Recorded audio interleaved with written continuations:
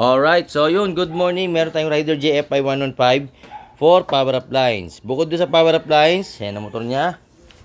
So wala pang 1 year. Yan. So binusalsal na yung wiring, no? Plus, sabi ni Sir, full wave.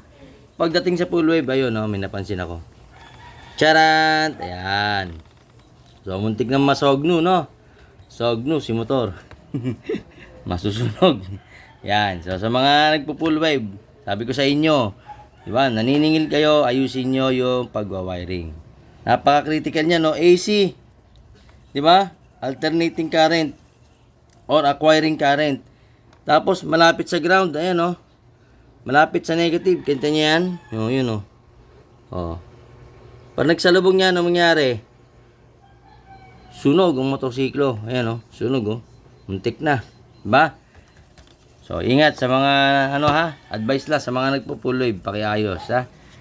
Wala na nga kayong gagalawin sa stator coil nito.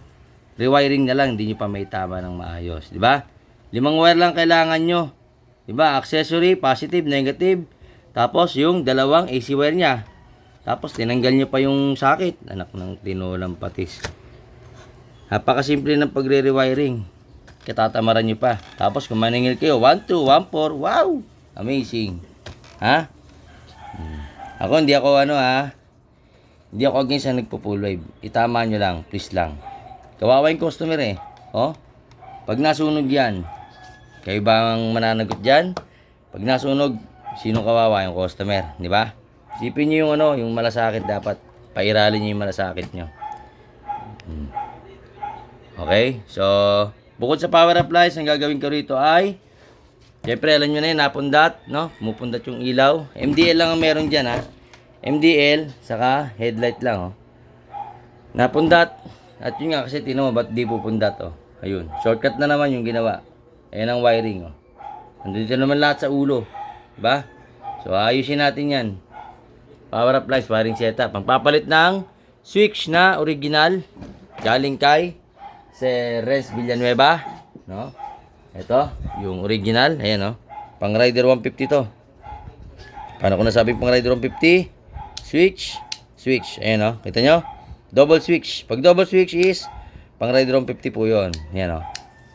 Yan. Pag single switch, yun yung stock. Ito ay pang Rider 150. Yan. Dito yan. Makikita nyo dito. Ayan, oh. Yung socket. Yan. Okay. Iyon, oh. Legit, original, alright. So, ayan, no? Yan. Pagka pang Rider 150, 6 yung laman nito. Yung sa headlight, yan, 6. Yan, no? 1, 2, 3, 4, 5, 6. Puno. Diba? Pang Rider 150 to na switch, left handle. Pero, pwede itong ikabit sa ating mga motor, no? Na Rider JFI. Nasa gagawa lang yan, no? Importante, original, legit. Original yan. Okay, so, tapos nun, change oil filter, tapos ito, yung mauga dito, ayan o, yan, mauga yung kanyang hub, no, yung kanyang flange hub, mauga, tapos dito, welding, yun o, magwe-welding tayo, saan tayong gagawin, tapos dito, yung brake fluid, hindi pa yata napapalitan, ayun o, kulay kalawang na. Gusto natin ilaw. Ayun, oh. Malakalawang na, no? Oh. Kita nyo? Tapos naglulus yung preno, oh. Ayun, oh. Kita mo, sir? Loose. Loose yung preno, oh. Di ba? Maraming piga. Ayun, oh. Bago gumana, oh. Tapos magwawala ulit. Oh, ayan, oh. Kakaroon. Yun yung delikado pag hindi kayo nag-aano ng brake fluid, di ba? Nasisira yung brake master. Okay, so yan yung mga gagawin.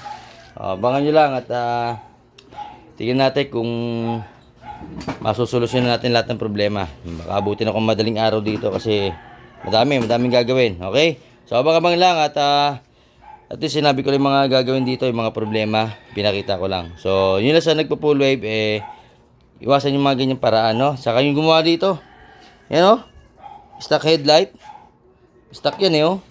Tapos nilagyan ng spacer, ang galing, ayun, oh. Diba? Ayun, oh. Nilagyan ng spacer. Hindi na makailangan ng ganon. Kung wala ilalim, pwede nyo palitan niya ng pang-battery. Battery terminal, pwede na po yun. Para lang maka, ano, hindi ganito naka-space, oh. Parang ginawa yung Rider 150, oh. Ang lutang, eh. Okay? So, hindi ganyan. Okay. So, marami tayong ayusin, pero kaya to. Tapos na to within 1 day. Alright, abangan nyo lang. Yun, so ito. At, buksan ko na yung motor, no. Bali, yan yung harness niya. Status ng harness niya, ganito. Yan. One relay setup, kuno. Yun, no. Nice work. Kasi yan, balagbag, no? Balagbag. At, yun, yung full wave, ayusin natin kasi tingnan nyo, shortcut din yung ginawa. So, ayaw magbukas ng harness, naglagay ng wire, papunta ron. Tapos, yun nga, sa tulad kanina, sinabi ko, sunog, ayan, no? Sunog, di ba? Muntik na. Kung tumagal-tagal pa, sunog na talaga yung motor. Ayan, nilinis ko muna yung chassis. Tulad dati, nilinis ko yan. Nilinis ko yung, ano, katawan, no? Linis ko muna yan. Linis. Yan. Tapos, yan yung ECU niya, no?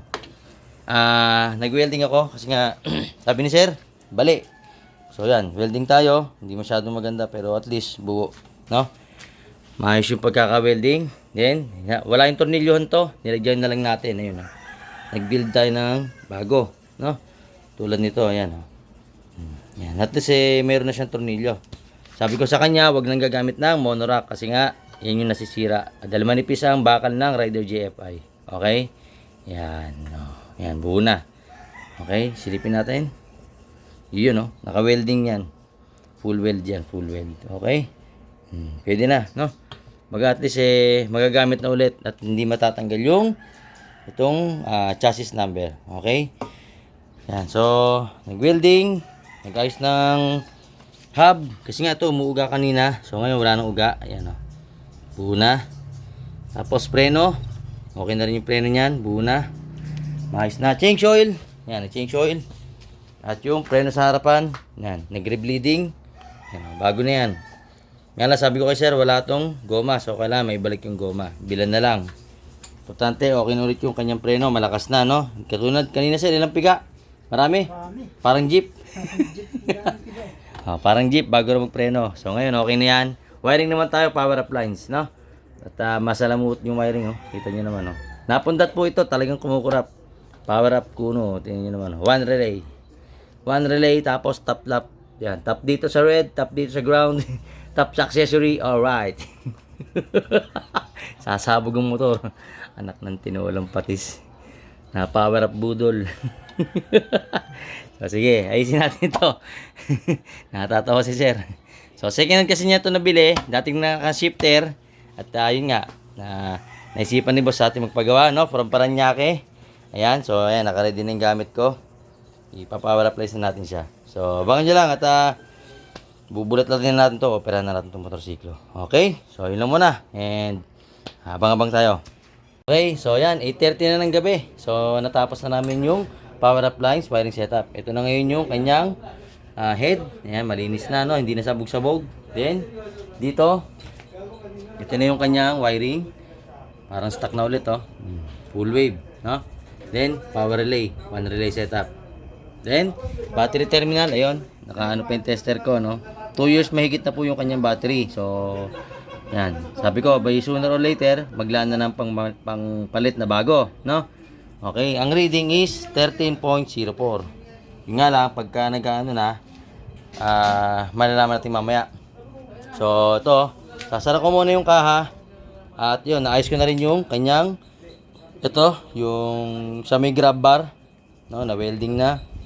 Yung hub, hindi na nauga. Ayan, no. Yan, wala na nauga dyan. Yung preno, ganoon din. Palit kami ng ano, buti meron pa rito naiwan na original, na second hand. Binigay ko na lang din sa kanya ng mura, no? Tapos, ayan, nagawa na namin yung kanyang brake sa likod, hub, tapos yung preno sa harapan. Ito, nagre-bleeding. Yan, meron ng preno. Tapos, ito pala, yung sa may ball race, no? Maluwag lang. So, in-adjust ko lang. Okay? Hindi lahat all the time papalitan ng ball race. Checkin nyo lang muna, baka mamaya maluwag lang. So, paano mag-check? Luwagan nyo muna to. Then, saka nyo tignan dito kung maluwag o hindi. Hindi yung diretso adjust kayo. Dapat dito muna. Bubuksan nyo muna rito. Alright? So, yun lang muna. At isasara ko na tong kaha. Then, testingan na po tayo. Alright? Okay, so ito na yung motor. Yan, nakakabit na, no? Ito na yung voltahe, 12.65 kasi naka-on na. Sige sir, ikaw nga on. On mo yung headlight. Headlight. Sige pa, isa pa. Di, isa pang switch. Yan, headlight, naka-high. So, naka-high. Sige sir, buksan mo yung MDL. Yun. Yan Buksan yung MDL. Sige, buksan mo yung signal light. Signal light, gumagana. May nakurap? Wala. Sige, start. Ay, start. Busina. Sige, busina. Then yung drop, tingnan natin. 11, 11.9. Ulit, busina. Okay. Sige, off mo lahat. Tapos, start mo. Off mo lahat yung ilaw. Yan, off mo. Start. Tingnan natin drop. Yun mahina na, Nag 7. Bas bumalik ng 10. Mahina talaga yung battery, ha. Ibig sabihin, talagang palitin na. Then, charging, check natin. Yan, minor. 13. Akit pa yan. Pa-14 na. Okay na yung charging mo, ha. Pagpatay lahat ng ilaw, mabilis na mag-charge yan, Kasi maliit lang yung ating stator coil.